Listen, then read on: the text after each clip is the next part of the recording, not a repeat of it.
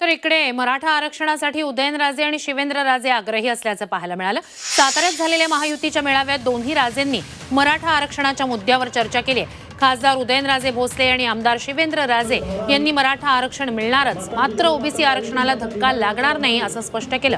राज्यात आरक्षणाच्या मुद्द्यावरून वाद होऊ नये आणि इतर राज्यांप्रमाणे आरक्षणाची टक्केवारी वाढवा अशी मागणी उदयनराजेंनी केली। ओबीसी आणि हे ते हा जो अलीकडच्या काळामध्ये जो काय वाद विवाद चालू आहे, तर बाकीच्या राज्यांनी जर त्यांच्या आरक्षणामध्ये वाढ केली किंवा ह्याच्यात, तर आपलं महाराष्ट्र शासनाने सुद्धा पुढाकार घ्यावा आणि सगळ्यांना सगळ्यांचा कोणाला धक्का न लागता प्रत्येकाचा समावेश झाला पाहिजे, प्रत्येकाला न्याय मिळाला पाहिजे या मताशी।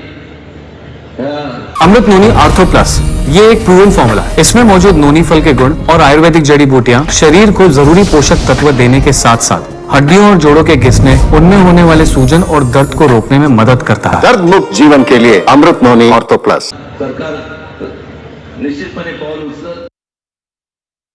मराठा आरक्षणाचा विषय फार गरम झालाय, वातावरण फार तापलंय, वस्तुस्थिती आहे। ओबीसी बांधवांना पण मी इथं सांगतोय की तुमच्या आरक्षणाला हात न लावता मराठा समाजाला आरक्षण मिळालं पाहिजे, मिळेल हे ओबीसी समाजाच्या माझ्या बांधवांनी पण लक्षात ठेवावं। त्यामुळे घाबरून जाऊ नका, कुणाचं काढून आम्हाला द्या किंवा कुणाचं काढून मराठ्यांना द्या असं कधीही कुणी म्हटलेलं नाही।